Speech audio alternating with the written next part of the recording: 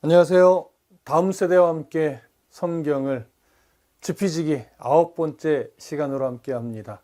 오늘은 창세기 4장 1절부터 8절에 기록되어 있는 믿음의 제사와 관련된 내용입니다. 우리는 지금까지 하나님의 창조, 아담과 하와의 범죄, 그리고 죄의 결과에 대해서 계속 살펴보았습니다. 이제는 죄의 후손으로 태어난 가인과 아벨의 이야기로 넘어갑니다. 창세기 4장 1절에 보면 아담이 그의 아내 하와와 동침하매 하와가 임신하여 가인을 낳고 이르되 내가 여호와로 말미암아 등남하였다. 이렇게 되어 있습니다. 아담과 하와는 가인을 낳고 여호와로 말미암아 등남하였다라고 고백했습니다. 가인을 낳을 때 하와는 무슨 생각을 했을까요?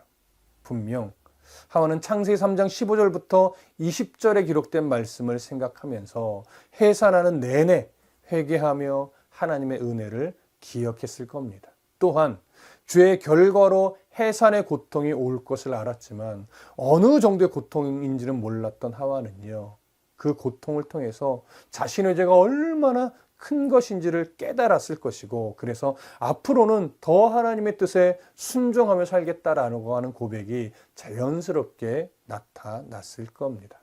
또 하와는 여자의 후손으로 태어난 아이가 바로 이 아이가 아닐까, 이렇게도 생각했을 거예요. 그래서 어쩌면 이 아이가 자라면서 이 아이를 통해 우리가 에덴 동산으로 다시 돌아갈 수 있지 않을까, 이런 기대도 했을 것으로 여겨집니다.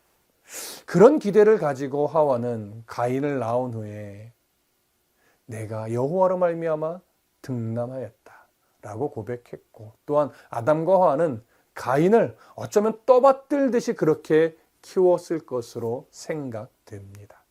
자, 그러면 그 이후에 가인이 태어난 이후에 또 어떤 내용을 성경에 기록하고 있을까 잠깐 볼까요? 창세기 4장 2절부터 5절을 보면 이렇게 되어 있습니다. 그가 또 가인의 아우 아벨을 낳았는데 아벨은 양치는 자였고 가인은 농사하는 자였더라. 세월이 지난 후에 가인은 땅의 소산으로 제물을 삼아 여호와께 드렸고 아벨은 자기도 양의 첫 새끼와 그 기름으로 드렸더니 여호와께서 아벨과 그의 제물은 받으셨으나 가인과 그의 제물은 받지 아니하신지라. 가인이 몹시 분하여 안색이 변하니. 이렇게 되어 있어요. 가인의 아우는 아벨입니다. 그런데 아벨은요, 공허, 허무 이런 의미의 이름이에요. 반면 가인은 세운 자, 얻은 자 이런 의미의 이름입니다. 가인이 태어났을 때는 여호와로 말미암아 등남하였다라고 기뻐하면서 좋은 의미의 이름을 지어 주었는데, 지금 아벨에게는 이상하게 공허하다, 허무하다라는 의미의 이름을 지어 주었어요. 왜 그런 것일까요? 어쩌면 우리가 추측할 수 있는 것은 뭐냐면, 가인이 태어나자 아담과 하와는 에덴으로 돌아갈 수 있지 않을까 기대했을 거예요. 그래서 여호와로 말미암아 등남하였다라고 생각하면서 여자의 후손이 바로 이 가인이 아닐까 이렇게 생각하면서 정말 떠받들듯이 양육을 했겠죠. 하지만 가인이 커가는 모습을 보니 전혀 에덴으로 돌아갈 수 있는 성향이 보이지 않았던 것으로 여겨져요. 그래서 아담과 하와는 점차 실망을 하게 됐을 것이고, 그런 마음을 아벨이라는 의미에 담아서 아벨의 이름을 지어준 것으로 여겨집니다. 그런데 이제 시간이 흘러서 이제 이들이 성인이 됐겠지요. 아벨의 직업은 양치는 자였다라고 해요. 그리고 가인의 직업은 농사하는 자였다라고 합니다. 근데 이 두 아들이 이제 세월이 얼마만큼의 지난 때인지는 모르겠지만 성경은 그저 세월이 지난 후에 하나님에게 제물을 드렸다라고만 합니다. 종종 우리는 이 세월이 지난 후에라는 표현을 오랜 시간이 지난 후에 정도로만 이해하는 경향이 있는데, 본문에 기록된 세월이 지난 후에라는 표현은요, 막연한 어떤 시간이 흐른 뒤가 아니라, 물론 시간적으로는 분명히 큰 오랜 그 차이가 있겠지만 더 중요한 건 어떤 날들의 마지막에라는 의미가 더 강조되어 있어요. 이 의미를 본문과 연결을 해서 보면요, 어떤 한 절기가 지난 후에 이런 해석이 나오거든요. 그렇다면 가인은 농사 짓는 자니까 농사를 열심히 지어서 곡식이 자라서 이제 추수할 시기가 되었을 때 이런 의미가 돼요. 어떻게 보면 추수를 마친 후에 뭐 이렇게도 이해할 수 있겠죠. 아벨을 기준으로 본다면 양들을 잘 기르고 해서 양들이 많이 태어나서 이제 그 태어난 새끼들로 인해서 감사하며 제사를 드릴 수 있는 때가 되었을 때 이런 의미가 될 겁니다. 4절과 5절에서 비교하는 것은 뭐냐면 가인과 아벨의 제사에서 하나님이 가인의 제사를 거절하고 아벨의 제사를 받으셨다는 거예요. 그럴 때 우리가 뭘 봐야 되냐면 왜 가인의 제사를 거절했을까? 그리고 왜 아벨의 제사를 받으신 것일까? 그 이유는 무엇일까? 이걸 우리가 이제 잘 찾아가야 하는 거죠. 기존에는 이런 해석들이 좀 있었어요.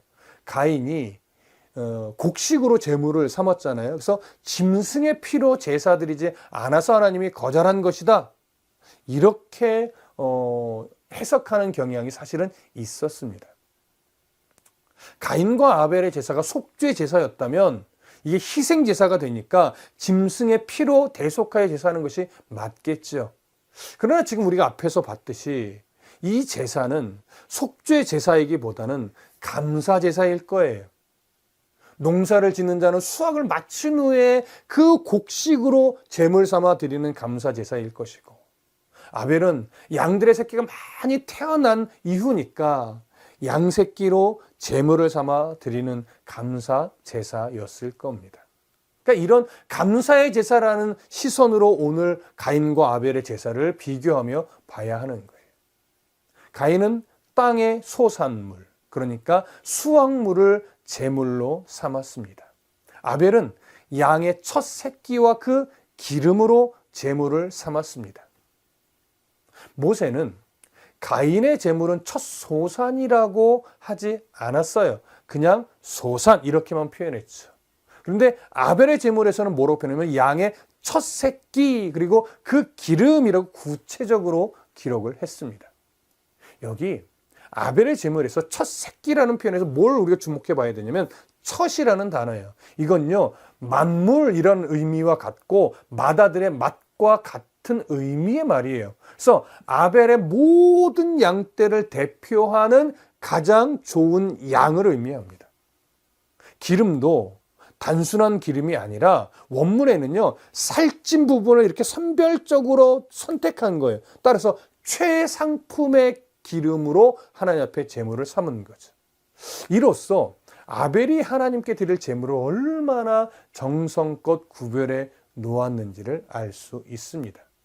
민수기에도 보면 그들이 여호와께 드리는 첫 소산 곧 제일 좋은 기름과 제일 좋은 포도주와 곡식을 내게 주었은즉이라고 기록되어 있는 것을 볼 수 있어요. 여기서도 첫 소산이라는 이 표현이요 레시트로서 시간적으로도 최초이지만 질적으로도 최고의 것을 말합니다. 따라서 제물을 선별하는 그 기준이 얼마나 중요한지를 보여주는데 가인은 하나님 앞에 물론 정성껏은 드렸을 거예요. 하지만 하나님이 원하시는 첫 소산의 모습은 가지고 있지 않았던 것으로 여겨집니다. 아벨은 하나님이 원하시는 수준의 그 첫 새끼 그리고 좋은 기름을 선별해서 하나님 앞에 드린 거예요. 이것에는요 어떤 의미가 담겨 있냐면요 아벨의 양떼는 자신의 노력의 결과물이 아니라 하나님이 돌봐주신 그 은혜의 결과물이라는 고백이 이 제물을 선별하는 과정에 담겨 있는 거예요. 하지만 가인이 곡식을 드릴 때는요 첫 소산이라는 표현이 없잖아요. 어떤 의미가 되는 거냐면 이 소산을 제물로 바칠 때 이것은 하나님이 은혜를 부어주신 결과물로서의 제물이 아니라 내가 땀 흘리고 노력한 결과물로서의 제물이 되는 거예요. 그러니까 가인의 제물에는요 하나님의 은혜가 없어요. 하지만 아벨의 제물에는요 하나님의 은혜가 담겨 있는 거예요. 그러니까 단순하게 피의 제사냐 아니냐의 문제가 아니죠. 제물의 좋고 나쁨의 문제도 아니에요. 얼마나 정성을 다했느냐의 문제도 사실은 아니에요. 그래서 하나님이 가인의 제사에서 무엇을 받지 않았다라고 되어 있냐면 그냥 제물이 아니에요. 가인과 그 제물을 받지 않으셨어요. 그럼 아벨의 제사에서 뭘 받으셨어요? 아벨과 그 제물이에요. 왜 가인과 그 제물이고 왜 아벨과 그의 제물이냐면 단순하게 제물만 보시는 것이 아니에요. 농사를 짓는 모든 과정에서 얼마나 하나님의 은혜를 의지하며 얼마나 하나님의 은혜에 감사하며 농사를 지어왔고 그 결과물로 하나님 앞에 바르게 제사했느냐 이걸 보시는 거예요. 그런데 가인은 하나님의 은혜를 고백하며 하나님의 은혜로 농사 짓지 않았어요. 자기 생각으로, 자기 노력으로, 자기 판단으로 농사를 짓고 자기 노력으로 얻은 소산물을 그저 하나님 앞에 선심 쓰듯이 그저 복받기 위해서 제물을 드린 것밖에 되지 않는 거예요. 하지만 아벨은요, 양을 치는 모든 과정에서 하나님의 은혜를 기대했고 주신 은혜에 감사하면서 하나님의 은혜가 없었으면 이 양들이 이렇게 건강한 새끼를 낳을 수 없었습니다. 이 고백을 가지고 모든 것이 주님이 주신 겁니다. 모든 것이 주의 은혜입니다라는 고백으로 정성껏 제물을 선별하여 하나님 앞에 드렸기 때문에 하나님은 아벨이 양을 치는 모든 과정과 제물 드리는 모든 순간까지 다 받으신 겁니다. 여러분 이것이 정말 중요해요. 그리스도의 예배는요, 예배 그 순간만 잘 드렸다고 예배가 아니에요.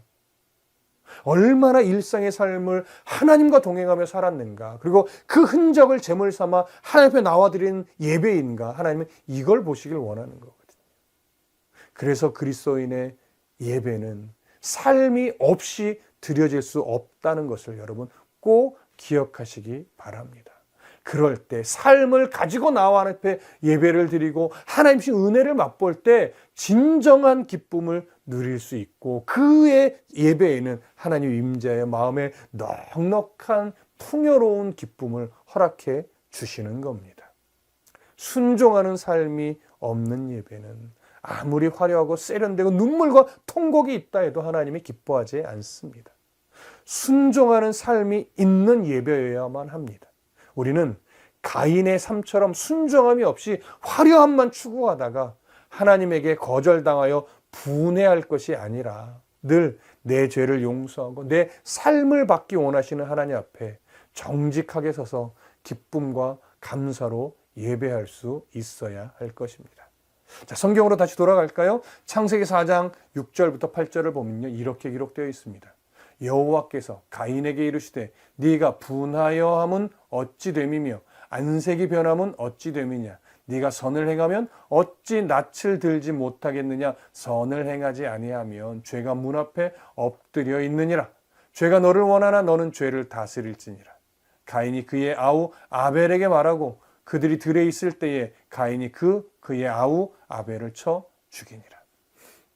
하나님은 가인의 죄를 지적하면서 죄가 문 앞에 있고 죄가 너를 원하나 너는 죄를 다스리라고 했습니다. 그런데 가인은 죄를 다스리지 못하고 죄에 이끌려 결국 아벨을 죽이고 말았습니다. 하나님은 죄의 욕망은 누구에게나 있다고 했어요. 그래서 죄의 욕망을 다스리지 못하는 것은 사람 자신의 책임이라고 한 거예요. 사람은 자기 속에 있는 죄의 욕망을 다스릴 책임이 있습니다.